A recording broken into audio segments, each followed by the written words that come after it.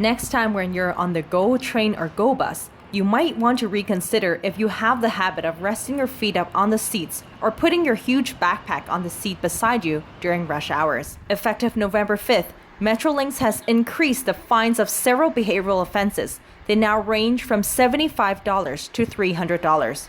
Transit Safety Operations Supervisor Joshua Rivet explains the new fines are necessary to match up to other transit systems in Toronto. The purpose of the fines is to make sure people get the message and not commit these offenses again. Well, feet on the seats is certainly more serious because it's a bit of a hygiene and a cleanliness issue, especially in the seasons that are wetter. Winter, for instance, you got snow and slush and everyone's tracking through the train, and you throw your boots up on the seat, now you've soiled the seat. Or you get salt all over, and I've seen that in my time too. So again, there's a varying degree of significance with it.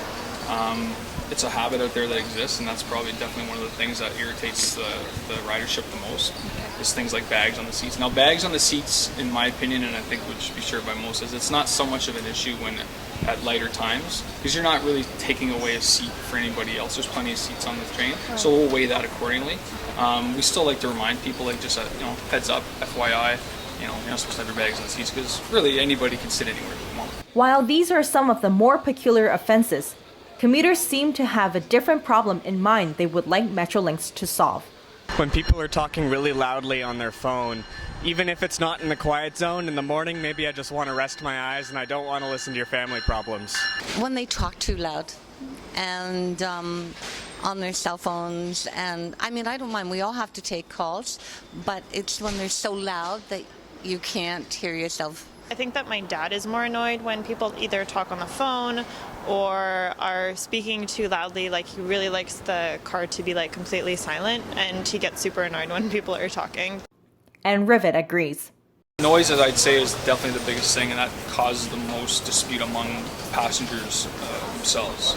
Now, if somebody is actually causing a disruption or a disturbance of a certain nature, we can obviously step in, because there's a level that has to be drawn at some point, and we deal with that person accordingly. Ideally, at the end of the day, we don't want to have anything escalate into a big production. We just kind of remind everyone. Most people are pretty good about it. Rivet also says people will be given verbal warnings beforehand, and if the offense is repeated, Metrolinx would have to issue a written warning or a charge. Kelsey Chang, Observer TV News.